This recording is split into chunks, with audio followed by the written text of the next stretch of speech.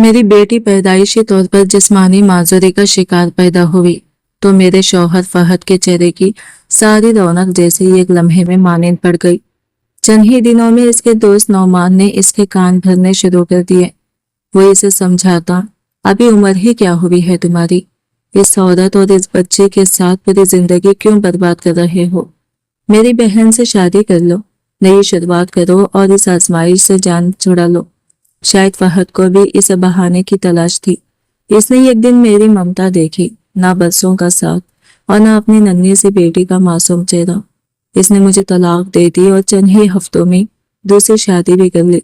मैं अपनी मासूर बेटी को सीने से लगाए आंसू जब्त करती हुई इस घर से निकलने लगी, जहां कभी मैंने जिंदगी भर साथ निभाने के ख्वाब सजाए थे। दरवाजे तक पहुंची ही थी कि फहद की नई दुल्हन आयशा मेरे सामने आ खड़ी हुई। इसके होठों पर एक पुर इसरार से मुस्कुराहट थी। इसने खामोशी से एक बंद लिफाफा मेरी तरफ बढ़ाया और आहिस्ता से बोली, ये आपके लिए है, इसे रास्ते में जरूर खोल लीजिएगा। मेरे हाथ कांपने लगे। मैंने हैरानी से इसकी तरफ देखा, मगर इसकी आंखों में अजीब सी संजीदगी थी। मुझे क्या मालूम था कि इस लिफाफे के अंदर लिखी चंद सतरें मेरी और मेरी बेटी की तकदीर का रुख बदलने वाली थी। शायद हमारी माँ बेटी की किस्मत शुरू ही से आजमाइशों में लिखी गई थी। मैं सिर्फ 2 बरस की थी जब मेरे वालिद ने मेरी माँ को तलाक देकर घर से निकाल दिया था। अम्मी मुझे साथ लेकर अपने भाइयों के घर आ गई थी। नानी इस दुनिया में नहीं थी, इसलिए हमारी पनाह सिर्फ मामूओं के घर की 4 दीवारी थी, मगर वहां भी अपनायत कम और एहसान का एहसास ज्यादा था। मामियों के जमानों पर हर वक्त अम्मी के लिए तलाक याफ्ता का ताना रहता। मेरे ननियाल में हम 2 वजूद गोया इजाफी बोझ थे। दरियाल वालों से भी कोई ताल्लुक न रहा, सिवाय बड़ी चच्ची शमीम आपा के, जो वक्तन फोक्तन हमसे मिलने आ जाती थी। उन्होंने कभी हमें गैर महसूस नहीं होने दिया। शमीम आपा के 2 बेटे थे, माली रसूद की मोहब्बत करने वाला शौहर, भरा पूरा घर, सब कुछ होने के बावजूद इनकी जिंदगी में एक खला था, बेटी का खला। वो मुझे गोद में बिठाकर अक्सर कहा करती, काश अल्लाह मुझे भी तुम जैसी बेटी अता कर देता। इनकी बात सुनकर अम्मी की आंखें नम हो जाती। वो धीमी आवाज में कहती, अल्लाह हर औरत को बेटी दे, मगर मेरी बच्ची जिसे किस्मत किसी की ना हो, जिसका अपना बाप जिंदा हो मगर कभी पलटकर इसका हाल तक ना पूछे। फिर वो फूट फूट कर रोने लगती। मैं खुद अपने भाइयों पर बोझ बनी बैठी हूँ। वो मेरे दूसरे निकाह की बातें कर रहे हैं। ना जाने कल मुझे किस घर जाना पड़े, लेकिन मेरे बाद मेरी बच्ची का क्या होगा? कौन इसे अपनाएगा? कौन इसके आंसू पोंछेगा? शमीम आपा ने आगे बढ़कर इनके हाथ थाम लिए। तुम इतनी परेशान क्यों होती हो? मैं एक अरसे से तुमसे ही बात करना चाहती थी। अल्लाह ने मुझे हर नेमत दी है, बस बेटी की नेमत से महरूम रखा है। अगर तुम इजाजत दो तो मैं हुरैम को अपनी बेटी बनाकर अपने साथ ले जाना चाहती हूँ। अम्मी जैसे सकते के बाहर आ गई। इनके चेहरे पर बरसों बाद उम्मीद की हल्की सी रोशनी नमोदार हुई। आजकल तो सगा बाप भी अपनी औलाद का नहीं होता। भाभी, अगर आप वाकई मेरी बेटी को अपनी आगोश में जगह दे दें तो मैं उम्र भर आपके एहसान मंद रहूंगी। शमीम आपा ने इनके आंसू पोंछे हुए कहा, एहसान की बात ना करो, मैं इसे अपनी बेटी की तरह रखूंगी। दुनिया की सख्त धूप से अपने आंचल की छांव में बचाऊंगी। इसे कभी ये एहसास नहीं होने दूंगी कि वो मेरी कोख से पैदा नहीं हुई। फिर वो मेरे करीब आई, मेरे चेहरे को दोनों हाथों में लिया और मोहब्बत से बोली, हुरैम बेटा, क्या तुम मेरे साथ लाहौर चलोगी? मैंने मासूमियत से पहले इनका चेहरा देखा, फिर अपनी अम्मी की तरफ नजरें उठा दी। चंद लम्हे खामोश रहने के बाद मैं धीरे से बोली, शमीम अम्मी, क्या मेरी अम्मी भी मेरे साथ चलेंगी? मेरा सवाल सुनते ही कमरे में ऐसी खामोशी छा गई जिसने सबके दिलों पर एक साथ दस्तक दी, जबकि शमीम आपा की आंखों में पहली बार एक ऐसा फैसला उतरता महसूस हुआ जो शायद सिर्फ मेरी नहीं, मेरी माँ की तकदीर भी बदलने वाला था। शमीम आपा मेरे बराबर में बैठ गए और मेरे बालों में नरमी से उंगलियां फेरते हुए बोली, हुरैम बेटा, तुम बस कुछ दिन मेरे साथ रहोगी। लाहौर बहुत खूबसूरत शहर है, वहां हम घूमने जाएंगे, तुम्हें नए नए कपड़े दिलवाएंगे, तुम्हारे पसंदीदा खिलौने खरीदेंगे और फिर तुम्हारे ताहिर चिच्चा भी तो वहां होंगे। मैंने फौरन नफी में सर हिला दिया। मेरी आंखें आंसुओं से भर चुकी थी। नहीं, मैं अम्मी को छोड़कर कहीं नहीं जाऊंगी। मुझे इनके बगैर डर लगता है। शमीम आपा ने मुझे अपने सीने से लगा लिया और माथे पर बोसा देते हुए बोली, मैं हूं ना तुम्हारे साथ, तुम्हें किसी चीज की कमी महसूस नहीं होने दूंगी। और यहाँ रहकर भी तुम क्या करोगी? तुम जानती हो ना, तुम्हारी मामियों के दिल में तुम्हारे लिए नरमी नहीं, तुम्हारी अम्मी की अपनी मजबूरियां हैं। मगर मैं तुम्हें अपनी बेटी बनाकर रखूंगी। मैं जिद करती रही, मगर मेरी ख्वाहिश के बरअक्स चंद दिन बाद मुझे लाहौर ले जाया गया। नई जगह, नए लोग और नया माहौल। लेकिन मेरे नन्हे दिल में हर वक्त अम्मी की जुदाई का दुख लहराता रहता। रात को सोते हुए मैं तकिए में मुंह छुपा कर रोती और दिल ही दिल में दुआ करती कि काश सुबह आंख खुले तो खुद को फिर अम्मी की गोद में पाऊं। शमीम आपा वाकई मेरे साथ बेहद मोहब्बत करती थी। वो मेरी हर जरूरत का ख्याल रखती, मेरी पसंद का खाना बनवाती, मेरे लिए किताबें और खिलौने लाती। मगर माँ की कमी कोई और रिश्ता कहाँ पूरी कर सकता है। इनकी शफकत के बावजूद मेरे दिल का ये कोना हमेशा उदास रहता। अगर एक तरफ शमीम आपा की ममता थी तो दूसरी तरफ ताहिर चिच्चा की सर्द मेरी भी थी। जिस दिन इन्हें मालूम हुआ कि शमीम आपा मुझे मुस्तकिल तौर पर घर ले आई है, वो गुस्से से आग बबूला हो गई। तुम इसे यहाँ क्यों ले आई हो? इनकी बुलंद आवाज पूरे घर में गूंज उठी। तुम अच्छी तरह जानती हो इसकी माँ ने हमारे खानदान के साथ क्या किया था। शमीम आपा पहली बार इनके सामने मजबूती से खड़ी हो गई। बस कीजिए ताहिर साहब, सच तो आप भी जानते हैं, आपके भाई ने अपनी पसंद की खातिर अपनी बीवी की इज्जत खाक में मिलाती थी। इसे यह एहसास तक ना हुआ कि एक मासूम बच्ची भी इस फैसले की सजा भुगतेगी। हुरैम ने किसका क्या बिगाड़ा है? वो चंद लम्हे रुकी, फिर दो टोक लहजे में बोली, और एक बात अच्छी तरह सुन लीजिए, मैं इसे अपनी मर्जी से इस घर में लाई हूँ और ये यही रहेगी। ये घर मेरी मेहनत से बनाया गया है, इसलिए यहाँ किसी को इज्जत और पनाह देनी है, इसका फैसला भी मैं ही करूंगी। मैं कमरे के दरवाजे के पीछे खड़ी इनकी एक एक बात सुन रही थी। इस दिन पहली मर्तबा मुझे एहसास हुआ कि दुनिया में कुछ लोग खून के रिश्ते होते हुए भी अजनबी होते हैं और कुछ लोग बगैर किसी ताल्लुक के ढाल बनकर खड़े हो जाते हैं। इस वाकये के बाद जब भी ताहिर चिच्चा का सामना मुझसे होता, मैं खौफ से सिमट जाती।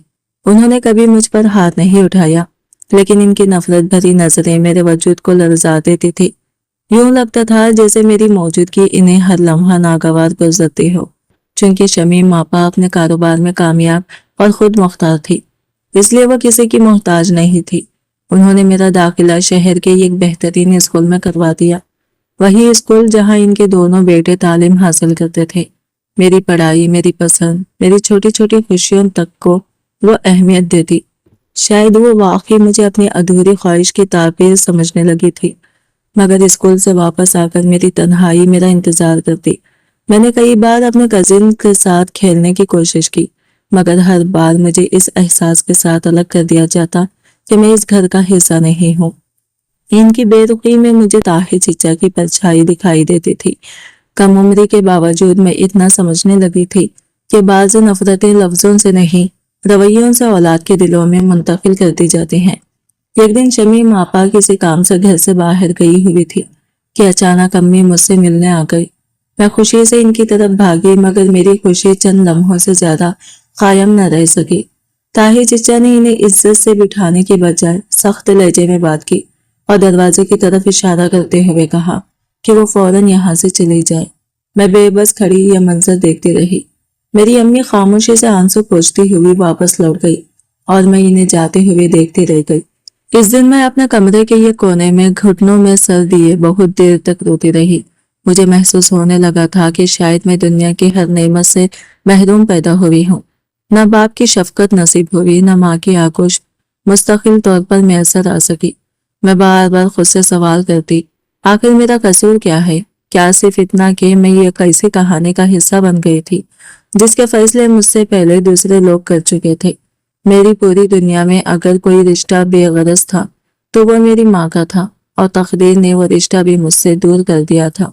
अलबत्ता मुझे ये मालूम नहीं था कि आने वाले दिनों में एक ऐसा राज सामने आने वाला है जो मेरी जिंदगी की सारी महरूमियों का मतलब ही बदल देगा, और मुझे पहली बार ये एहसास दिलाएगा कि अल्लाह कभी किसी के आंसू बेहिसाब नहीं बहने देता।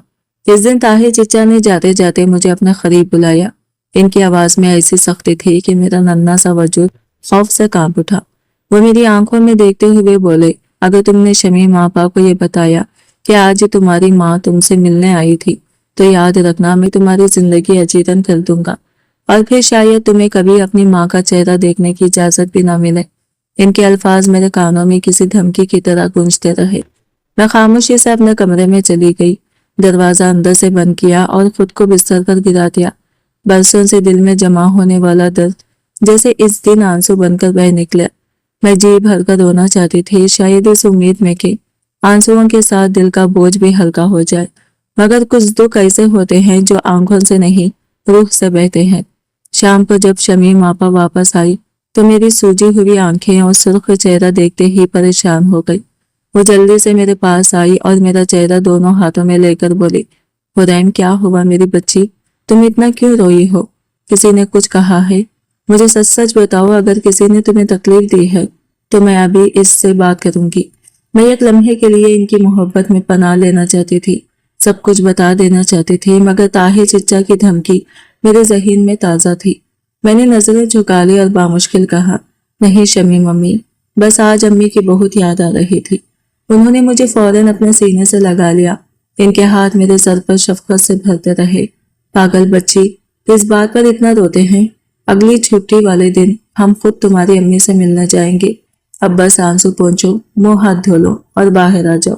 میں نے خاموشی سے سر ہلا دیا، لیکن دل جانتا تھا کہ ہر ملاقات نصیب والوں کو میسر آتی ہے۔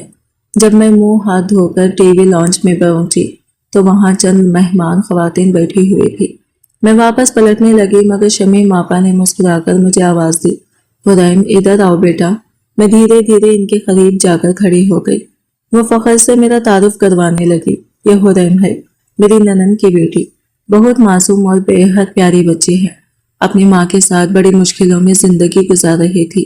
آپ تو جانتی ہے اکثر لڑکیوں کے لیے اپنے بھائیوں کے گھروں میں رہنا کتنا مشکل ہو جاتا ہے۔ بس اللہ نے میرے دل میں اس کے لیے محبت ڈال دی اور میں اسے اپنے ساتھ لے آئی۔ مجھے ہمیشہ سے بیٹی کی خواہش تھی، شاید اللہ نے میری یہ خواہش اسی کے ذریعے پوری کر دی۔ مہمان خواتین تو ان کی بات سن کے تعریفیں کرنے لگی، مگر میرے ننھے دل میں ایک عجیب سی ٹھیس اٹھنے لگی۔ پہلی بار مجھے محسوس ہوا جیسے میں کسی کی ضرورت نہیں بلکہ کسی کی ادھوری خواہش کی تکمیل ہوں۔ شاید مجھے ترس کھا کر اپنایا گیا تھا، یہ خیال میرے دل میں کانٹے کی طرح چبھ گیا۔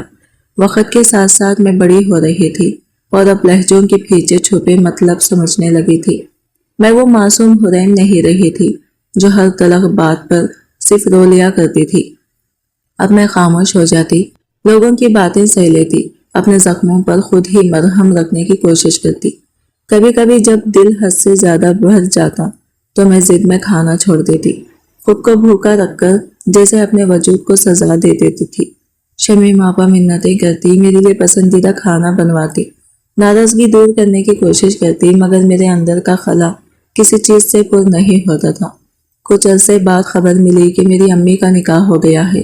یہ خبر سن کر مجھے خوش ہونا چاہیے تھا کہ شاید انہیں سہارا مل گیا، مگر میں کئی راتیں چپکے چپکے روتی رہی۔ وقت گزرتا گیا اور امی سے ملاقاتیں کم ہوتی گئی۔ پھر ایسا وقت بھی آیا کہ برسوں بعد ہم ایک دوسرے کے سامنے کھڑی تھی، مگر ہمارے درمیان اجنبیت کی ایک دبیز دیوار حائل تھی۔ میں ان کی محبت کو ترستی رہی اور وہ اپنی نئی زندگی میں الجھتی چلی گئی۔ نہ جانے یہ میری غلط فہمی تھی یا حقیقت، لیکن مجھے لگنے لگا تھا جیسے انہوں نے مجھے دل کے کسی کونے میں دفن کر دیا ہو۔ بلا شبہ شمیم آپا مجھے عزیز رکھتی تھی، لیکن اپنائیت اور احسان میں یہ ایک باریک سا فرق ہوتا ہے، اور وہ فرق وقت کے ساتھ نمایاں ہونے لگتا تھا۔ اب ان کی پہلی ترجیح ان کے اپنے بیٹے تھے، ہر فیصلے میں ان کی رائے اہم ہوتی، ہر خوشی میں وہ مرکز نگاہ ہوتے، جبکہ میں اسی گھر میں رہتے ہوئے بھی خود کو ایک مہمان، ایک اضافی وجود محسوس کرنے لگی تھی۔ میں اکثر خاموشی سے انہیں دیکھتی اور سوچتی، اگر آج میرے اپنے ماں باپ میرے ساتھ ہوتے تو شاید مجھے کسی کے احسان تلے سانس نہ لینا پڑتی، شاید میں بھی اس گھر کی بیٹیوں کی طرح بے فکری سے ہنستی، ضد کرتی اور اپنی خواہشات کا اظہار کرتی۔ ایک دن شمیم آپا اور گھر کے باقی افراد ایک عزیز کی شادی میں جانے کی تیاری کر رہے تھے۔ میں نے بھی دل ہی دل میں امید باندھ لی تھی کہ شاید اس بار میں بھی ان کے ساتھ جاؤں گی، لیکن پھر میں نے طاہر چچا کی آواز سنی، حریم ہمارے ساتھ کہیں نہیں جائے گی، لوگ طرح طرح کے سوال کریں گے۔ میں نہیں چاہتا کہ کسی کے سامنے وضاحتیں دینی پڑے یا شرمندگی اٹھانی پڑے۔ ان کے الفاظ میرے دل پر ہتھوڑے کی طرح لگے۔ میں جانتی تھی کہ اگر شمیم آپا چاہتی तो इन्हें मना सकती थी, मगर इस बार उन्होंने खामोशी इख्तियार कर ली। इनकी खामोशी ने मेरे अंदर कई सवाल जगा दिए। क्या वाकई वो मजबूर थी या फिर कहीं ना कहीं वो भी यही चाहती थी? कुछ देर बाद वो मेरे कमरे में आई। शायद मुझे समझाने आई थी, मगर बरसों का जमा हुआ दर्द इस दिन मेरे जब्त पर गालिब आ गया।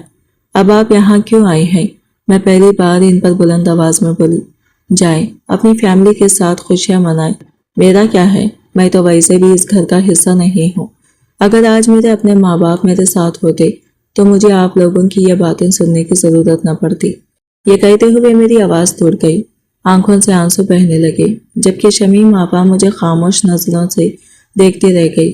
शायद पहली बार इन्हें एहसास हुआ था कि यतीमी सिर्फ माँ बाप की मर जाने का नाम नहीं, कभी कभी जिंदा रिश्तों की बेहिसी भी इंसान को अंदर से यतीम बना देती है। और मेरे दिल में बरसों से यही यतीमी पल रही थी। शादी से वापसी के बाद शमीम आपा बिल्कुल बदल सी गई थी। इनके चेहरे पर एक अजीब सी थकन और आंखों में गहरी उदासी उतर आई थी। कई बार मुझे महसूस हुआ जैसे वो मुझसे कुछ कहना चाहती हो, मगर हर बार खामोशी हो जाती। मैंने भी जिद और नाराजगी की एक दीवार अपने गिर्द खड़ी कर ली थी। इनकी खामोशी मुझे बेहिसी लगती और मेरी खामोशी इन्हें सजा। चंद ही दिन गुजरने थे कि अचानक इनकी तबीयत इतनी बिगड़ गई कि इन्हें हॉस्पिटल मुंतकिल करना पड़ा। वो बरसों से शुगर की मरीजा थी, लेकिन इस मर्तबा बीमारी ने खतरनाक सूरत हाल कर ली। शदीद शुगर अटैक की वजह से इनकी टांगों ने जवाब देना शुरू कर दिया था। चलना फिरना इनके लिए तकलीफ दह हो गया था। डॉक्टर्स ने मुकम्मल आराम का मशवरा दिया, मगर बीमारी से ज्यादा इन्हें शायद मेरी दूरी खा रही थी। वो कई मर्तबा मुझे अपने पास बुलाती, लेकिन मैं बहाना बनाकर टाल देती। दिल के किसी कोने में इनके लिए मोहब्बत अब भी मौजूद थी, मगर बरसों की महरूमी, शादी वाले दिन की तन्हाई और ताही चिच्चा के रवैयों ने मेरे अंदर ऐसी तलखी पैदा कर दी थी कि मैं इनके करीब जाना ही नहीं चाहती थी। मैट्रिक के इम्तिहानात के बाद मेरी ख्वाहिश थी कि शायद मैं आगे पढ़ सकूं, मगर शमीम आपा की बिगड़ती सेहत ने घर का माहौल बदल दिया। ताही चिच्चा ने दो टोक अंदाज में कह दिया, लड़कियों की इतनी पढ़ाई की भी क्या जरूरत है? कॉलेज जाने की बजाय घर संभालना सीखो, मुलाजिमों के साथ काम करो, यही तुम्हारे मुस्तकबिल में काम आएगा। मैंने बगैर किसी एहतजाज के अपनी किताबें एक तरफ रख दी। सच तो यह था कि जिंदगी ने मुझसे ख्वाब देखने की आदत ही छीन ली थी। शायद इसीलिए पढ़ाई अधूरी रह जाने का दुख भी दिल में ज्यादा देर न ठहरा। एक सुबह मैं किचन में मुलाजिमाओं के साथ नाश्ते की तैयारी में मसरूफ थी। चाय की खुशबू अभी पूरे कमरे में फैल रही थी कि दरवाजे पर दस्तक सुनाई दी। एक मुलाजिमा दरवाजा खोलने के लिए बढ़ी तो मैंने इसे रोक दिया। तुम अपना काम करो, मैं देखती हूँ कौन आया है। दरवाजा खोलते ही मेरे सामने एक नहीफ व नजार औरत खड़ी थी। इसके कपड़े बोसीदा थे, बाल बिखरे हुए और चेहरे पर फाकों की थकन साफ दिखाई दे रही थी। इसने कमजोर आवाज में कहा, बेटी 2 दिन से कुछ खाया नहीं, अगर थोड़ा सा खाना मिल जाए तो मेरे बच्चों का पेट भर जाए। ना जाने क्यों इस दिन मेरे अंदर बरसों की कड़वाहट जाग उठी। मैंने सख्त लहजे में जवाब दिया, तुम लोगों को और कोई काम नहीं? सुबह सुबह दरवाजे खटखटाते फिरना ही रह गया है। यहाँ कुछ नहीं मिलेगा, जाओ यहाँ से। औरत ने इल्तिजा भरी नजरों से मुझे देखा। अल्लाह के नाम पर दे दो बेटी, मेरे बच्चे भूखे हैं, खुदा ने तुम्हें इतना दिया है, अपने नसीब का सदका समझकर ही सही। मैंने नागवारी से इसकी बात काट दी। मेरे सामने ये ड्रामे मत करो, हर आने वाला यही कहानी सुनाता है। वो चंद कदम पीछे हट गई, मगर इसकी आवाज में अब भी बेबसी थी। खुदा के लिए ऐसा मत करो, भूख बहुत जालिम होती है। आज तुम्हारे दरवाजे पर आई हूँ, कल शदीद कोई और तुम्हारे दरवाजे पर हो। मुझे इसकी बातें नसीहत महसूस हुई। मैंने गुस्से में आकर दरवाजा बंद कर दिया। सुबह सुबह दिमाग खराब करने आ जाते हैं। पीछे खड़ी मुलाजिमा खामोशी से मुझे देख रही थी। इसने हिचकिचाते हुए पूछा, बीबी जी कौन था? आप इतना गुस्सा क्यों कर रहे हैं? मैं पलटी और झुंझलाकर बोली, तुम्हें हर बात जानने की क्या जरूरत है? अपने काम से काम रखा करो। जितनी तवज्जो दूसरों के मामलात में देती हो, इतनी काम पर दो तो आधा बोझ कम हो जाए। मुलाजिमा खामोश हो गई, मगर इसकी आंखों में मेरे लिए हैरत और अफसोस साफ दिखाई दे रहा था। मैं नाश्ते की ट्रे उठाकर शमीम आपा के कमरे में पहुंची। वो बिस्तर पर नीम दराज थी। बीमारी ने इनके चेहरे की ताजगी छीन ली थी, मगर आंखों में वही मानस शफकत बाकी थी। मुझे देखते ही धीरे से बोली, हुरैन तुम अभी मुलाजिमा से उलझ ही रही थी, क्या बात हुई? میں نے بے دلی سے ٹرائی ان کے سامنے رکھتے ہوئے کہا۔ اور کیا کرتی؟ ہر کوئی صبح سے سوالات لیے میرے سر پر سوار رہتا ہے۔ ملازمہ الگ، باہر آنے جانے والے لوگ الگ، سب نے مل کر میرا دماغ خراب کر دیا ہے۔ شمیم آپا نے خاموشی سے میری طرف دیکھا، پھر آہستہ سے بولی، بیٹا کبھی کبھی انسان کے لہجے سے اس کے زخم بولتے ہیں، لیکن یاد رکھنا جن کے نصیب میں بھوک، محرومی اور ٹھوکریں لکھی ہوں ان سے سختی نہیں کرتے۔ دنیا کا کوئی بھی حال ہمیشہ یکساں نہیں رہتا۔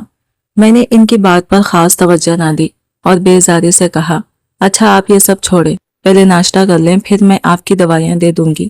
مجھے کیا معلوم تھا کہ صبح دروازے سے لوٹائی جانے والی فقیر عورت ہماری زندگی میں یہ کیسا راز چھوڑ گئی تھی جس کا تعلق صرف ایک دعا یا بدعا سے نہیں بلکہ میرے ماضی، میری ماں اور شمیم آپا کے برسوں سے چھپائے گئے ایک ایسے سچ سے تھا جو بہت جلد میری پوری دنیا کو بدل دینے والا تھا۔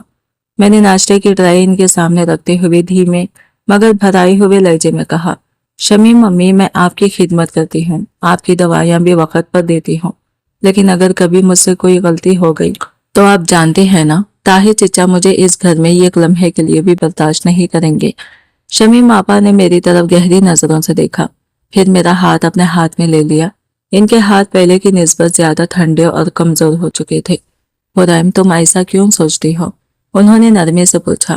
میں ہلکا سا مسکرا کر بولی، مگر اس مسکراہٹ میں برسوں کی تلخ شامل تھی، کیونکہ میں وہی سمجھتی ہوں جو برسوں سے دیکھتی آ رہی ہوں۔ اب میں اتنی چھوٹی بھی نہیں رہی کہ لوگوں کے رویوں کا مطلب نہ سمجھ سکوں، اس لیے آپ برا نہ مانیں، لیکن طاہر چچا کے رویے پر پردہ ڈالنے کی کوشش نہ کریں۔ میں سب جانتی ہوں۔ شمیم آپا نے یہ گہرا سانس لیا۔ بیٹا، ہر انسان کا مزاج ایک جیسا نہیں ہوتا۔ تمہارے طاہر چچا ہمیشہ سے سخت مزاج رہے ہیں، پھر تمہارے والد اور ان کے درمیان جائیداد کے معاملات نے بھی دلوں میں دوریاں پیدا کر دی۔ بعض اوقات انسان دوسروں سے زیادہ اپنی انا کا قیدی بن جاتا ہے۔ میں خاموش رہی، کیونکہ کچھ سچ ایسے ہوتے ہیں جن پر بحث نہیں کی جا سکتی، لیکن زندگی شاید میرے صبر کا ایک اور امتحان لینے والی تھی۔ ایک دن شمیم آپا اور طاہر چچا ہاسپٹل چیک اپ کے لیے گئے ہوئے تھے۔ گھر ماحول سے زیادہ خاموش تھا۔ میں اپنے کمرے میں کپڑے طے کر رہی تھی کہ اچانک دروازے کی گھنٹی بجی۔ ملازمہ دروازہ کھولنے گئی اور چند لمحوں بعد میرے کانوں میں ایک مانوس مگر اجنبی آواز پڑی، حرائم کہاں ہے؟ میرا دل ایک لمحے کے لیے دھڑکنا بھول گیا۔ یہ میرے والد تھے، رفیق احمد، وہی شخص جس نے برسوں پہلے مجھے اور میری ماں کو ہماری قسمت کے حوالے کر دیا تھا۔ میں صرف 7 برس کی تھی جب انہیں آخری بار دیکھا تھا، مگر کچھ چہرے وقت کے پردوں میں بھی دھندلے نہیں پڑتے۔ میں نے گھبرا کر کمرے کا دروازہ بند کیا اور اندر سے کنڈی چڑھا لی۔ میرے ہاتھ کانپ رہے تھے۔ کچھ ہی لمحوں بعد دروازے پر دستک ہونے لگی۔ حرائم، دروازہ کھولو۔ ان کی آواز میں نرمی تھی۔ میں تمہیں کچھ نہیں کہوں گا، بس ایک بار بات تو سن لو۔ میں نے دونوں ہاتھ کانوں پر رکھ لیے۔ وہی انسان جس نے میری بچپن کے ہر پکار کو نظر انداز کیا تھا آج میرے دروازے پر کھڑا تھا۔ وہ مسلسل دروازہ کھٹکھٹاتے رہے مگر میں خاموش بیٹھی رہی۔ آخرکار ان کے قدموں کی آہٹ دور ہوتی چلی گئی۔ شام کو جیسے ہی شمیم آپا واپس آئی، انہوں نے حسب معمول مجھے آواز دی، حرائم کہاں ہو بیٹا؟ میں دوڑتی ہوئی باہر نکلی اور ان سے لپٹ گئی۔ وہ چونک گئی، میرے جسم کی کپکپاہٹ ان سے چھپی نہ رہ سکی۔ انہوں نے میرے بال چہرے سے ہٹاتے ہوئے پریشانی سے پوچھا، کیا ہوا؟ تم اس قدر خوفزدہ کیوں ہو؟ میں نے لرزتی ہوئی انگلی دروازے کی طرف اٹھائی۔ وہ آج یہاں آئے تھے۔ کون؟ میرے ابو۔ میری آواز ٹوٹ گئی۔ انہوں نے مجھے دیکھ لیا ہے، اب وہ مجھے یہاں نہیں رہنے دیں گے۔ شمیم آپا نے فوراً میرا چہرہ دونوں ہاتھوں میں تھام لیا۔ میری طرف دیکھو حرائم، ان کی آواز میں غیر معمولی مضبوطی تھی۔ کوئی تمہیں کہیں نہیں لے جا سکتا، اور نہ ہی کسی کی اتنی ہمت ہے کہ میری موجودگی میں تمہیں ہاتھ بھی لگا سکے۔ میں نے پہلی بار ان کی آنکھوں میں ماں جیسی شدت دیکھی، مگر شاید تقدیر کچھ اور لکھ چکی تھی۔ چند دن بعد دوپہر کے وقت گھر میں اچانک شور بلند ہونے لگا۔ میں گھبرا کر باہر نکلی تو دیکھا میرے والد غصے سے لال پیلے ہو رہے تھے۔ پہلے میری جائیداد ہتھیائی، اب میری بیٹی کو نوکرانی بنا کر رکھا ہوا ہے۔ وہ طاہر چچا پر برس رہے تھے۔ میں اپنی بیٹی کو اب ایک لمحے کے لیے بھی اس گھر میں نہیں رہنے دوں گی۔ طاہر چچا بھی کب خاموش رہنے والے تھے۔ انہوں نے طنزیہ ہنستے ہوئے کہا، لے جاؤ اپنی بیٹی کو، مجھے کوئی شوق نہیں اسے یہاں رکھنے کا۔ یہ تو شمیم کی نرمی تھی کہ وہ اسے اپنے ساتھ لے آئی۔ ورنہ نہ جانے تمہاری بیوی اور بیٹے کہاں در بدر پھرتے رہتی۔ طاہر صاحب شمیم آپا نے ٹوکنا چاہا، مگر دونوں مرد بسوں کی نفرت ایک دوسرے پر انڈیلنے میں مصروف تھے۔ اچانک میرے والد میری طرف بڑھے اور میرا بازو مضبوطی سے پکڑ لیا۔ چلو میرے ساتھ، انہوں نے حکم دیا، اب تم یہاں نہیں رہو گی۔ میں نے جھٹکے سے اپنا بازو چھڑا لیا۔ مجھے چھوڑ دیجیے، میری آواز پہلی بار اتنی بلند ہوئی تھی۔ میں کہیں نہیں جاؤں گی۔ وہ حیرت سے مجھے دیکھنے لگے۔ میں نے آنسو صاف کرتے ہوئے کہا، آج آپ کو اچانک یاد آ گیا کہ میں آپ کی بیٹی ہوں۔ جب مجھے باپ کی ضرورت تھی تب آپ کہاں تھے؟ جب میں راتوں کو ماں کے لیے روتی تھی تب آپ کہاں تھے؟ جب لوگ مجھے تانے دیتے تھے کہ میرا باپ زندہ ہوتے ہوئے بھی میرا نہیں، تب آپ نے کبھی پلٹ کر پوچھا کہ میں زندہ بھی ہوں یا نہیں؟ میرے لہجے میں برسوں کی محرومی چیخ رہی تھی۔ آپ کو مجھ پر حق جتانے کا خیال آج کیوں آیا؟ صرف اس لیے کہ آپ کی انا کو ٹھیس پہنچی ہے، یا اس لیے کہ اب آپ کو اپنی جائیداد کا وارث چاہیے؟ کمرے میں سناٹا چھا گیا۔ میں نے نم آنکھوں سے شمیم آپا کی طرف دیکھا، پھر اپنے والد کی طرف۔ میں کسی کی ضد، انا یا جائیداد کا حصہ نہیں ہوں۔ میں انسان ہوں، وہ بچی جسے آپ دونوں کی لڑائیوں نے بچپن سے جوان کر دیا۔ اب مجھے کوئی وہاں نہیں لے جا سکتا جہاں محبت سے زیادہ مفاد ہو۔ میرے والد پہلی بار خاموش کھڑے تھے، مگر مجھے کیا معلوم تھا کہ ان کی خاموشی شکست کی نہیں، بلکہ یہ ایسے راز کی تحمید تھی جسے سن کر نہ صرف میرے قدموں تلے زمین نکلنے والی تھی، بلکہ مجھے یہ احساس بھی ہونے والا تھا کہ میری پوری زندگی ایک ایسے جھوٹ پر کھڑی تھی جس کا تصور میں نے کبھی خواب میں بھی نہیں کیا تھا۔ میرے انکار، آرزوؤں اور منتوں کے باوجود آخر کار والد مجھے زبردستی اپنے ساتھ لے گئے۔ شمیم آپا نے بہت کوشش کی کہ وہ مجھے اپنے پاس رکھ سکیں۔ انہوں نے پہلی بار والد کے سامنے ہاتھ جوڑے، انہیں سمجھایا کہ ایک بار پھر مجھے جڑوں سے نہ اکھاڑا جائے، مگر اس بار کسی نے ان کی ایک نہ سنی۔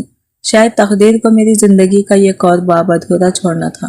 جس طرح برسوں پہلے میں اپنی ماں سے جدا ہوئی تھی، اسی طرح اب شمیم آپا بھی میری جدائی میں گھلنے لگی۔ کئی مرتبہ انہوں نے مجھ سے ملنے کی خواہش ظاہر کی، مگر والد نے مجھے ان سے ملنے نہ دیا۔ ان کے دل میں پرانی رنجش اتنی گہری تھی کہ انہوں نے میرے رشتوں کے دروازے ایک ایک کر کے بند کر دیے۔ زیادہ وقت نہیں گزرا تھا کہ میری سوتیلی ماں کے اصرار پر والد نے میری شادی اپنے ایک قریبی دوست کی بیٹے سے کر دی۔ اس کا نام فواد تھا۔ وہ برسوں سے اٹلی میں مقیم تھا اور اس دنیا میں اس کا کوئی قریبی رشتہ دار نہیں تھا۔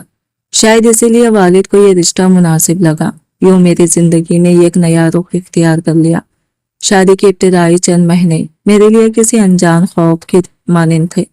فواد نرم مزاج اور خیال رکھنے والا انسان تھا۔ اس نے کبھی مجھ سے میرے ماضی کے زخم کو کریدنے کی کوشش نہیں کی۔ وہ مجھے وقت دیتا، میری خاموشیوں کو سمجھتا اور میرے دل میں برسوں سے جمع خوف کو آہستہ آہستہ کم کرنے لگا۔ مگر شادی کے چند ماہ بعد ہی وہ واپس اٹلی چلا گیا۔ میں اس کے وسیع و عریض گھر میں صرف ایک ملازمہ کے ساتھ رہ گئی۔ ظاہری طور پر میری زندگی میں کسی چیز کی کمی نہیں تھی۔ آسائش، سکون، خوبصورت لباس، آرام دہ گھر، سب کچھ تو موجود تھا۔ شاید پہلی بار مجھے محسوس ہوا کہ زندگی مجھ پر مہربان ہو گئی ہے۔ وقت کے ساتھ میں نے خود کو اپنے ماضی سے دور کر لیا۔ نہ کبھی ماں کی خبر لی، نہ شمیم آپا کے گھر کا رخ کیا۔ میں نے اپنے دل کو یہی سمجھایا کہ جن رشتوں نے مجھے ہمیشہ آزمائشوں میں ڈالا، انہیں بھلا دینا ہی بہتر ہے۔ آخر جب مجھے کسی نے مکمل طور پر قبول ہی نہیں کیا تھا، تو پھر ان رشتوں کی زنجیریں اپنے ساتھ کیوں باندھے رکھتی؟ میری دنیا اب صرف میرے اور فواد کے درمیان محدود ہو چکی تھی۔ چونکہ فواد اٹلی میں کاروبار کرتا تھا، اس لیے ہر 2 یا 3 ماہ بعد چند دن کے لیے پاکستان آ جاتا۔ اس نے کئی بار خواہش ظاہر کی کہ میں بھی اس کے ساتھ اٹلی منتقل ہو جاؤں، مگر نہ جانے کیوں میرا دل اس سرزمین کو چھوڑنے پر آمادہ نہیں ہوتا تھا۔ شاید انسان جتنا بھی بھاگ لے، اس کی کچھ ادھوری کہانیاں اسی مٹی میں دفن رہتی ہیں جہاں اس نے پہلی بار آنکھ کھولی ہو۔ اس مرتبہ جب فواد کی واپسی کا دن آیا تو میں غیر معمولی طور پر خوش تھی۔ تنہائی سے اکتا چکی تھی اور اس کی موجودگی میرے گھر میں زندگی بھر دیتی تھی۔ میں نے صبح سے ہی کچن سنبھال لیا، اس کی پسندیدہ تمام ڈشیں بنائی، پلاؤ، کباب، قورمہ، میٹھا، ہر وہ چیز جسے کھاتے ہوئے اس کے چہرے پر مسکراہٹ آ جاتی تھی۔ فلائٹ میں تاخیر ہو گئی، اس لیے وہ رات گئے گھر پہنچا، لیکن اسے دیکھتے ہی ساری تھکن اتر گئی۔ ہم نے ساتھ بیٹھ کر کھانا کھایا، دیر تک باتیں کی، اور میں دل ہی دل میں شکر ادا کرتی رہی کہ کم از کم اس رشتے میں موجود وہ اپنائیت ملی جس کی میں نے ہمیشہ خواہش کی تھی۔ کھانے سے فارغ ہونے کے بعد میں نے ملازمہ نسرین سے کہا، برتن سمیٹ لو پھر تم گھر چلی جانا۔ یہ معمول تھا جب فواد گھر پر ہوتا تو میں نسرین کو جلدی رخصت کر دیتی تاکہ وہ بھی اپنے بچوں کے ساتھ وقت گزار سکے۔ برتن دھوتے ہوئے نسرین ہچکچاتے ہوئے بولی، باجی کافی کھانا بچ گیا ہے، اگر آپ اجازت دے تو میں اپنے بچوں کے لیے لے جاؤں۔ میں نے بے اختیار اس کی طرف دیکھا، اس کی آنکھوں میں امید جھلک رہی تھی۔ کیوں نہیں، میں نے مسکراتے ہوئے کہا، جتنا بچا ہے سب لے جانا، بچے خوش ہو جائیں گے۔ میری بات سنتے ہی نسرین کے چہرے پر خوشی پھیل گئی۔ وہ جلدی سے فریج کی طرف بڑھی تاکہ رات کا بچا ہوا کھانا نکال سکے، لیکن چند لمحوں بعد وہ ٹھٹک گئی۔ باجی، اس نے حیرانی سے کہا، یہ تو خراب ہو گیا ہے۔ میں نے چونک کر اس کی طرف دیکھا۔ کیا مطلب؟ اس نے برتن میری طرف بڑھایا۔ کھانا خراب ہو چکا تھا اور اس سے ناگوار سی بو آ رہی تھی۔ میں نے ماتھے پر ہاتھ مارا۔ اوہ، مجھے تو یاد ہی نہیں رہا کہ یہ 2 دن پہلے کا رکھا ہوا ہے۔ میں کچھ لمحوں کے لیے خاموش ہو گئی۔ اچانک نہ جانے کیوں مجھے برسوں پرانا ایک منظر یاد آ گیا۔ وہ بوسیدہ کپڑوں والی بھوکی عورت، اس کی لرزتی ہوئی آواز، بیٹی خدا کے لیے کچھ کھانے کو دے دو، میرے بچے بھوکے ہیں، اور پھر میرا اپنا طلق لے جا، یہاں کچھ نہیں ملے گا، چلی جاؤ۔ میرے ہاتھ بھی اختیار کانپنے لگے۔ نسرین حیرت سے مجھے دیکھ رہی تھی جبکہ میں کسی اور ہی دنیا میں کھو چکی تھی۔ مجھے یوں محسوس ہوا جیسے وقت نے اچانک پلٹ کر میرے کھندے پر ہاتھ رکھ دیا ہو اور دھیرے سے سرگوشی کی ہو۔ کچھ حساب ابھی باقی ہیں خرم، اور بعض دعائیں اور بعض آہیں انسان کا راستہ ڈھونڈ رہی لیتی ہیں۔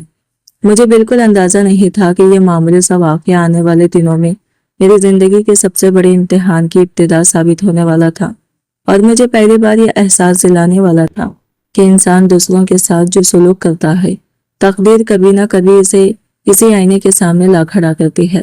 میں نے خراب کھانے کی طرف ایک نظر ڈالی اور بے پرواہی سے کھندے اچکا دیے۔ ارے، اتنا بھی خراب نہیں ہوا ہوگا، کھانے کے قابل تو ہے ہی، فضول ضائع کرنے سے بہتر ہے تم یہ اپنے ساتھ لے جاؤ۔ نسرین نے ایک لمحے کے لیے ہچکچاتے ہوئے میری طرف دیکھا، جیسے کچھ کہنا چاہتی ہو، مگر پھر خاموشی سے سر جھکا لیا۔ اس نے بچا ہوا سارا کھانا مختلف ڈبوں میں ڈالا، کپڑے کے تھیلے میں رکھا اور دعائیں دیتی ہوئی گھر چلی گئی۔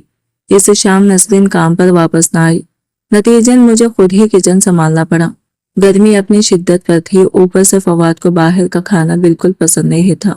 میں نے جب تجویز دی کہ آج کسی ریسٹورنٹ سے کھانا منگوا لیتے ہیں تو اس نے فوراً انکار کر دیا۔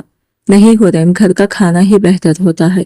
مجبوراً میں پسینے میں شرابور کھڑی چولہے کے سامنے کھانا بناتی رہی اور دل ہی دل میں نسرین کو کوستی رہی۔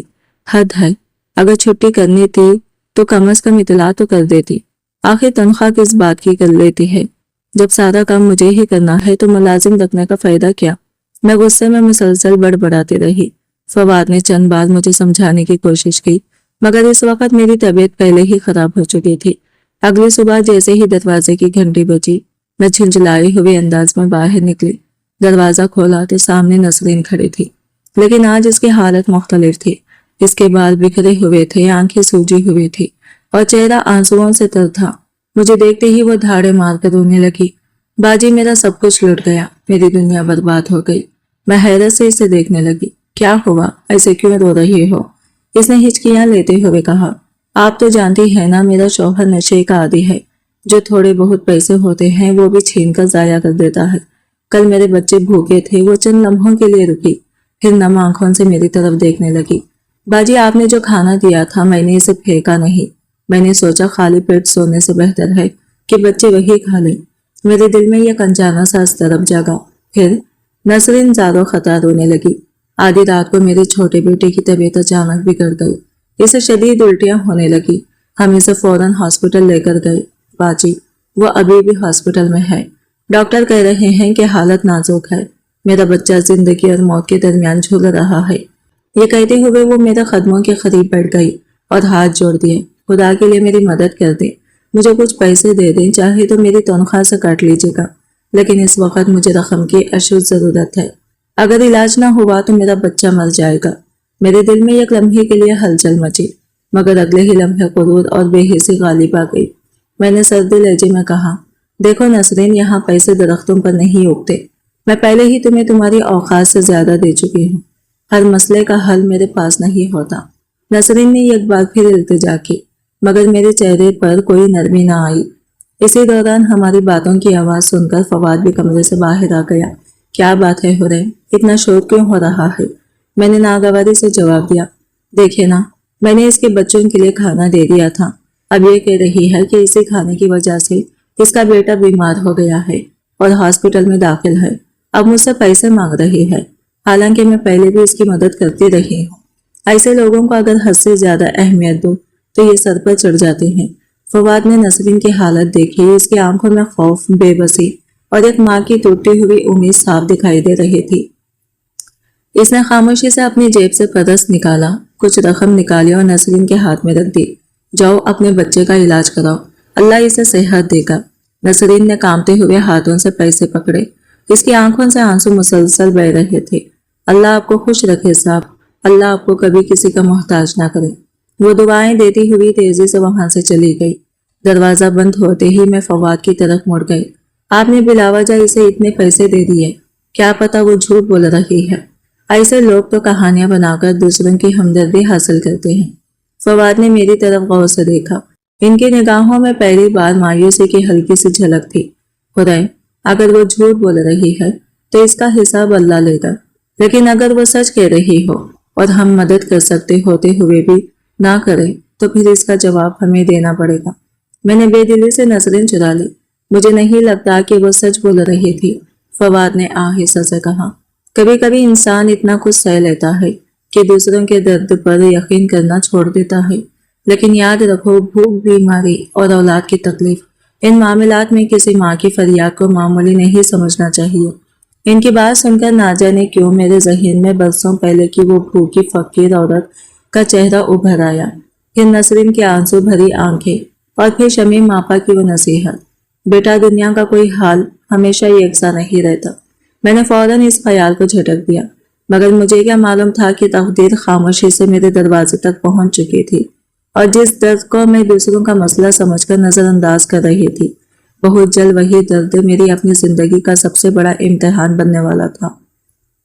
ایسا امتحان جو میرے غرور، میرے فیصلوں اور میرے ہر رویے کا حساب لینے والا تھا۔ میں نے ناگواری سے فواد کی بات کاٹ دی، مجھے ایسے لوگوں کی کہانیاں پر ذرا بھی یقین نہیں آتا، یہ سب ڈرامے ہوتے ہیں، پہلے آنسو بہاؤ، پھر بچوں کی قسمیں کھاؤ اور آخر میں ہم جیسے لوگوں کی جیبیں خالی کروا لو۔ فواد نے تحمیل سے میری طرف دیکھا، وہ ہمیشہ کی طرح نرم لہجے میں بولا، ممکن ہے تم ٹھیک کہہ رہی ہو، لیکن یہ بھی تو ممکن ہے کہ وہ سچ بول رہی ہو۔ اگر ہماری تھوڑی سی مدد سے کسی کی جان بچ جائے تو اس سے بہتر اور کیا ہو سکتا ہے۔ پھر اس نے مسکراتے ہوئے میرے ماتھے کو چھوا، ادھر آؤ، بلا وجہ اپنا بلڈ پریشر کیوں بڑھا رہی ہو، ہر بات کو دل پر مت لیا کرو۔ میں نے اپنی کن پٹی دباتے ہوئے جھنجھلا کر کہا، میرا تو اس نسرین نے دماغ خراب کر دیا ہے، دل کرتا ہے اسے نوکری سے ہی نکال دو۔ فواد فوراً سنجیدہ ہو گیا، ایسی غلطی مت کرنا حریم، بھروسے کے لوگ آج کل بڑی مشکل سے ملتے ہیں، اور ویسے بھی ہماری شادی کے بعد سے وہ تمہارے ساتھ ہی تو ہے، اچھے اور برے وقت میں اس نے کبھی تمہارا گھر نہیں چھوڑا۔ میں نے بے دلی سے شانے اچکا دیا، مگر دل میں اب بھی غصہ موجود تھا۔ اس رات نہ جانے کیوں طبیعت عجیب سی رہی، کھانے کی خوشبو سے متلی ہونے لگی، سر بھاری رہتا اور جسم میں جیسے جان ہی نہ تھی۔ میں نے اسے تھکن سمجھ کر نظر انداز کر دیا، لیکن اگلی صبح میری آنکھ معمول کے وقت پر نہ کھل سکی۔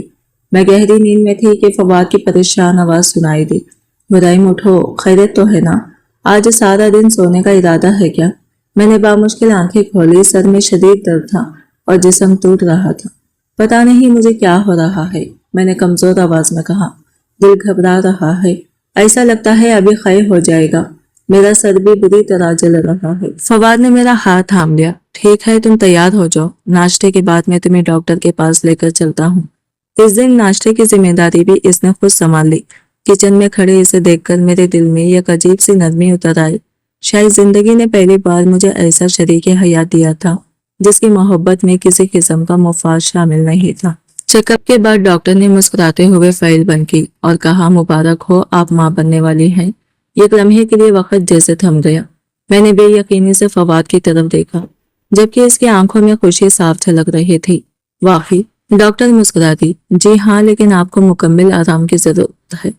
ذہنی دباؤ سے دور رہیں، وقت پر کھانا کھائیں اور اپنا خاص خیال رکھیں۔ ہاسپٹل سے واپسی پر فواد کا رویہ پہلے سے بھی زیادہ محتاط ہو گیا۔ آج کے بعد تم گھر کا کوئی کام ہاتھ نہیں لگاؤ گی، اس نے سختی سے کہا۔ میں نے ہنستے ہوئے جواب دیا، جی حضور، جیسا حکم۔ لیکن دل ہی دل میں ایک نئی دنیا کے خوف بننے لگی تھی۔ پہلی بار مجھے محسوس ہوا کہ شاید میری زندگی کے سارے زخم بھرنے والے ہیں، شاید میرا بچہ میری ادھوری محبتوں کی تلافی بن جائے گا۔ کھانے کی میز پر بیٹھے ہوئے اچانک مجھے نسرین یاد آ گئی۔ پتا نہیں وہ ابھی تک کام پر کیوں نہیں آئی۔ میں نے ناگواری سے کہا، اب تو اس کے بیٹے کی طبیعت بھی ٹھیک ہو گئی ہوگی، سچ پوچھیں تو بڑی کامچور عورت ہے، بس ایک بہانہ ملا اور گھر بیٹھ گئی۔ فواد نے پانی کا گلاس میری طرف بڑھاتے ہوئے نرمی سے کہا، غصہ مت کیا کرو، اگر اسے آنا ہوگا تو خود آ جائے گی، اور ویسے بھی جب تک میں یہاں ہوں تمہارا خیال رکھنا میری ذمہ داری ہے۔ میں نے محبت سے اس کے کندھے پر سر رکھ دیا۔ فواد، آپ واقعی بہت اچھے ہیں، آپ میرا جتنا خیال رکھتے ہیں شاید میں نے کبھی سوچا بھی نہیں تھا کہ کوئی مجھے اتنی اہمیت دے گا۔ اس نے مسکرا کر میرے سر پر ہاتھ پھیرا، کیونکہ اب تم اکیلی نہیں ہو۔ میں شرما کر خاموش ہو گئی، مگر دل خوشی سے بھر گیا تھا۔ اگلی صبح دروازے کی گھنٹی بجی، میں آہستہ آہستہ چلتی ہوئی باہر نکلی۔ دروازہ کھولا تو سامنے نسرین کھڑی تھی، لیکن آج وہ پہلے جیسی نہیں لگ رہی تھی۔ اس کا رنگ زرد پڑ چکا تھا، آنکھوں کے گرد سیاہ حلقے تھے اور چہرہ پہلے سے کہیں زیادہ کمزور دکھائی دے رہا تھا۔ ایسا محسوس ہو رہا تھا جیسے چند دنوں میں اس کی عمر کئی برس بڑھ گئی ہو، لیکن میرے اندر ہمدردی کے بجائے غصہ جاگ اٹھا۔ یہ کیا تماشا لگا رکھا ہے تم نے؟ میں نے سخت لہجے میں کہا۔ جب دل چاہتا ہے کام پر آ جاتی ہو، اور جب دل چاہتا ہے چھٹی کر لیتی ہو۔ آخر یہ نوکری ہے یا مذاق؟ نسرین نے نظریں جھکا لی، اس کے ہونٹ کانپ رہے تھے۔ باجی میں نے اسے بات مکمل کرنے کا موقع نہ دیا۔ پہلے اپنے فرائض سیکھو، میں تمہیں مفت کی تنخواہ نہیں دیتی۔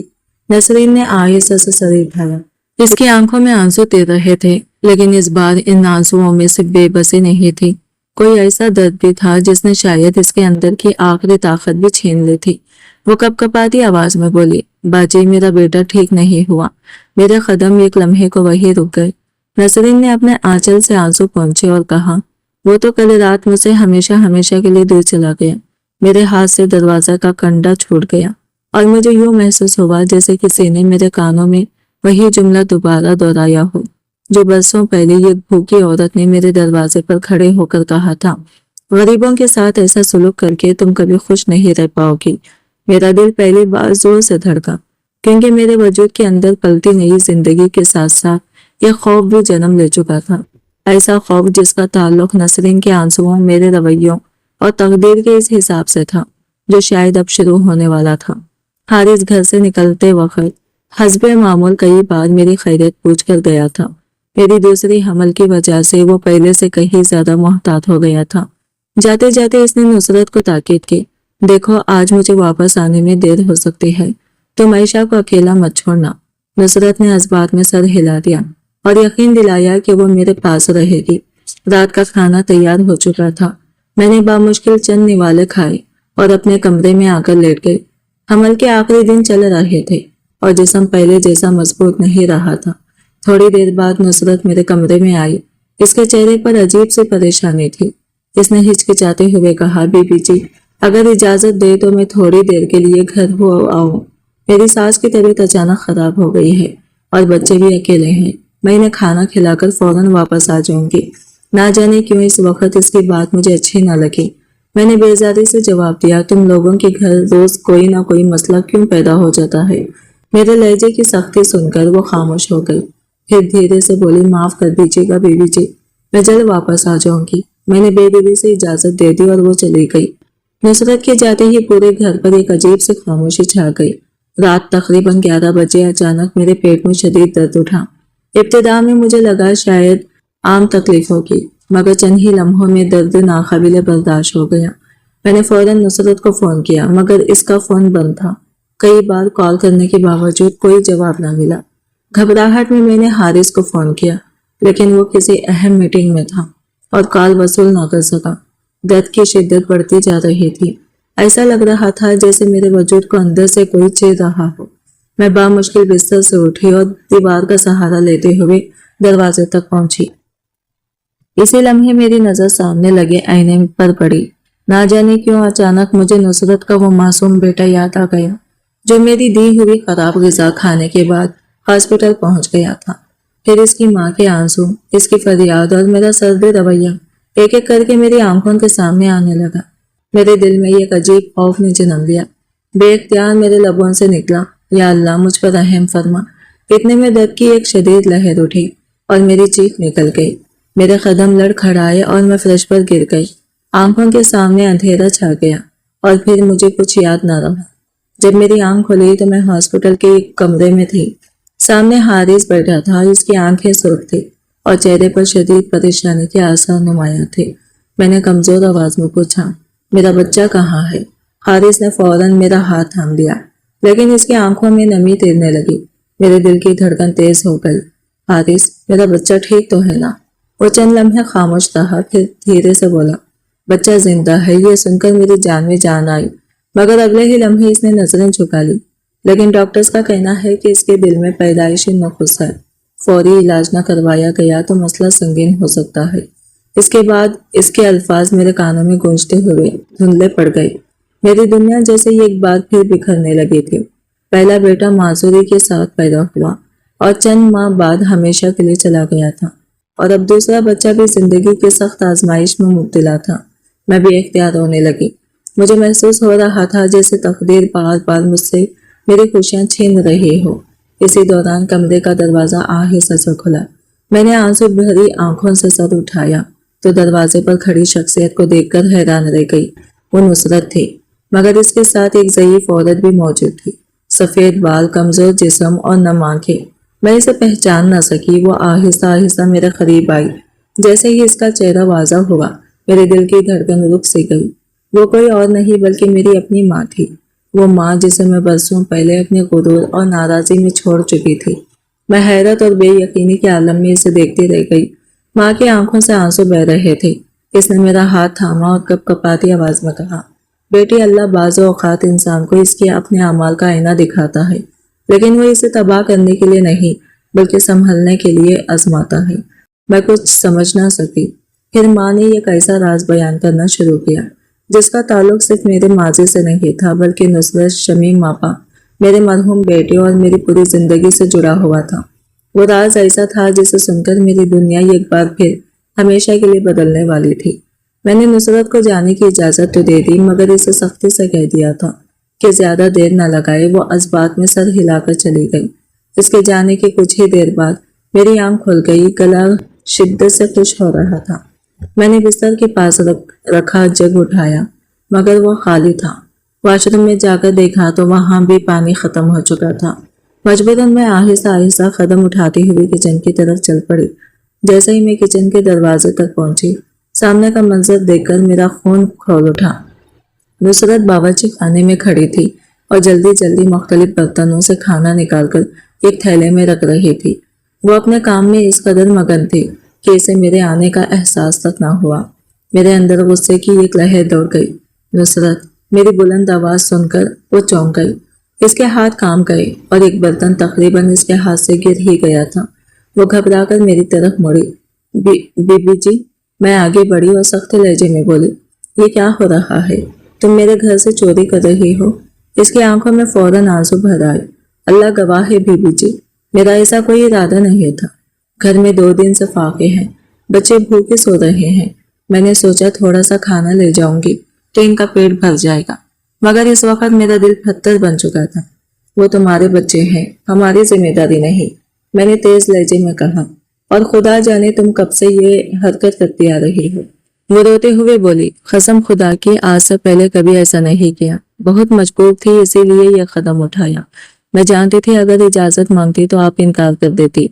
मैंने तंजिया हंसी हंसी, तो अब तुमने खुद ही फैसला कर लिया कि जो चीज पसंद आए उठा कर ले जाओ। नुसरत मेरे कदमों में बैठ गई। बीबी जी, खुदा के लिए मुझे माफ कर दे, मेरे बच्चे छोटे हैं। अगर ये नौकरी भी चली गई तो इनका क्या बनेगा? इसकी सुसक्कियां पूरे किचन में गूंज रही थी, मगर मेरे दिल पर कोई असर न हुआ। इसने फौरन थैले से खाना निकाला और वापस बर्तनों में डालने लगी। ये लीजिए, मैं सब वापस रख देती हूँ। मैं वादा करती हूँ आज के बाद कभी आपकी इजाजत के बगैर किसी चीज को हाथ नहीं लगाऊंगी। मैंने गुस्से से दरवाजे की तरफ इशारा किया। ये खाना साथ लो और फौरन यहाँ से निकल जाओ। सुबह आना, अपना हिसाब ले लेना। आज के बाद तुम्हारी यहाँ कोई जगह नहीं। वो मुसलसल मिन्नतें करती रही। बीबी जी, खुदा के लिए ऐसा ना करें, मेरे बच्चों पर रहम करे। लेकिन मैंने इसकी एक ना सुनी। आखिरकार इस धक्के देकर दरवाजे से बाहर निकाल दिया। अगली सुबह मैंने हारिस को सारी बात बताई। वो खामोशी से सुनता रहा। फिर आहिस्ता से बोला, आयशा, शायद वो वाकई मजबूर थी। कभी कभी भूख इंसान से वो काम करवा देती है जो वो आम हालात में सोच भी नहीं सकता। मैंने फौरन बात काट दी। मुझे कोई बहाना नहीं सुनना, मैं फैसला कर चुकी हूँ। वो अब इस घर में वापस नहीं आएगी। हारिस ने एक गहरा सांस लिया। ठीक है, अगर यही तुम्हारी मर्जी है, मैंने सख्त लहजे में कहा। और खबरदार, अगर तुमने इसकी सिफारिश की। चंद दिन बाद मैंने एक नई मुलाजिमा रख ली। शुरू में मुझे लगा शायद मैंने दुरुस्त फैसला किया है, मगर जल्द ही एहसास हो गया कि नुसरत जैसी जिम्मेदार और वफादार औरत ढूंढना आसान नहीं था। नई मुलाजिमा हर काम में लापरवाह थी। बार बार समझाने के बावजूद अपनी मर्जी चलाती और अक्सर काम अधूरा छोड़ देती। वक्त अपनी रफ्तार से गुजरता रहा। फिर वो दिन आया जिसका मैं बेसब्री से इंतजार कर रही थी। मेरी दूसरी डिलीवरी का वक्त आ पहुंचा। शदीद तकलीफ के बाद जब मेरी आंख खुली तो मैं हॉस्पिटल के कमरे में थी। जिस्म में जान नहीं थी, मगर दिल सिर्फ एक ही सवाल कर रहा था, मेरा बच्चा कहाँ है। मैंने नजरें दौड़ाई, मगर कमरे में कहीं कोई नन्हा वजूद नजर न आया। दिल में अनजाना खौफ जागा। मैंने फौरन नर्स को आवाज दी, नर्स, मेरा बच्चा कहाँ है। नर्स खामोश खड़ी रही। इसकी खामोशी ने मेरे दिल की धड़कन तेज कर दी। मैंने पूछा, मेरा बच्चा कहाँ है। इस बार मेरी आवाज चीख में बदल गई। नर्स ने नजरें झुका ली। इसके चेहरे पर अफसोस साफ दिखाई दे रहा था। कुछ लम्हे बाद वो धीरे से बोली, मुझे अफसोस है, आपका बेटा पैदाइश के फौरन बाद इंतकाल कर गया। मेरी दुनिया जैसे एक लम्हे में अंधेरे में डूब गई। नहीं, मेरी चीख निकल गई, ये झूठ है, ऐसा नहीं हो सकता। आंखों से आंसू बहने लगे। मैं बेख्तियार रोने लगी। खुदा के लिए मुझे मेरा बेटा दिखा दे, सिर्फ एक बार, मैं इसे देखना चाहती हूँ। नर्स की आंखें भी नम हो चुकी थी, मगर इसे क्या मालूम था कि मेरे लिए असल सदमा अभी बाकी था, क्योंकि चंद घंटों बाद एक ऐसा इंशिकाफ होने वाला था जो मुझे ये सोचने पर मजबूर कर देगा कि वाकई जिंदगी में होने वाली महरूमी महज किस्मत होती है, या बाज़ो औक़ात इंसान अपने हाथों से भी अपने मुक़द्दर के जख्म लिख देता है। मैं नर्स की बात सुनकर बेख्तियार रोने लगी। मेरा दिल जैसे सीने में फट रहा था। मैं बार बार यही कह रही थी, मुझे मेरा बच्चा दिखा दो, सिर्फ एक बार। नर्स ने हैरत से मेरी तरफ देखा और धीरे से बोली, लेकिन इसका बेटा तो आपके शौहर के पास है, वो इसे देखने के लिए नर्सरी में ले गए हैं। ये सुनकर मेरी सांस बेहाल हुई, मगर दिल में अजीब सी घबराहट बाकी रही। कुछ देर बाद कामरान कमरे में दाखिल हुआ। इसके हाथ खाली थे और चेहरे पर वो खुशी नहीं थी जो एक बाप के चेहरे पर होनी चाहिए थी। वो मेरे करीब आया और बेजारी से बोला, आखिर तुम्हारे नसीब में सेहतमंद औलाद क्यों नहीं?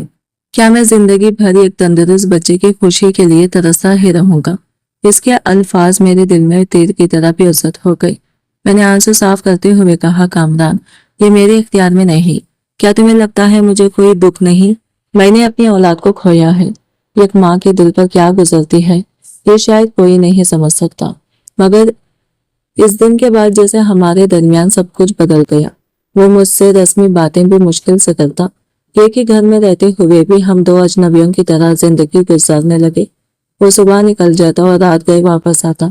जब कभी मैं इसे शिकायत करती तो वो तंज़िया अंदाज में कहता, किस लिए जल्दी वापस आऊं? क्या इस घर में मेरे लिए कोई बच्चा इंतजार कर रहा है जो दरवाजे पर दौड़कर कहे कि अब्बू जल्दी आया करे? मैं खामोश हो जाती, फिर भी हिम्मत ना हारती। अक्सर इसे समझाने की कोशिश करती, अभी पूरी जिंदगी पड़ी है, अल्लाह की रहमत से मायूस नहीं होते। हो सकता है आने वाला वक्त हमारे लिए खुशियां लेकर आए। वक्त गुजरता गया और एक दिन मुझे मालूम हुआ कि मैं तीसरी बार माँ बनने वाली हूँ। इस खबर के साथ ही मेरे दिल में खुशी से ज्यादा खौफ ने जगह बना ली। रातों को जाग जाकर दुआएं मांगती, सजदों में गिड़गिड़ाकर अल्लाह से इल्तिजा करती कि इस बार मेरी गोद सलामत रखे। मैं पाबंदी से नमाज पढ़ती, इस्तग़फ़ार करती और हर लम्हा उम्मीद और खौफ के दरमियान झूलती रहती, मगर तकदीर ने शायद मेरे लिए एक और इम्तिहान लिख रखा था। कई महीनों बाद जब मेरी डिलीवरी हुई तो मैंने एक बच्ची को जन्म दिया। वो जिस्मानी तौर पर माजूर थी और उसकी ज़हनी हालत भी आम बच्चों जैसी नहीं थी।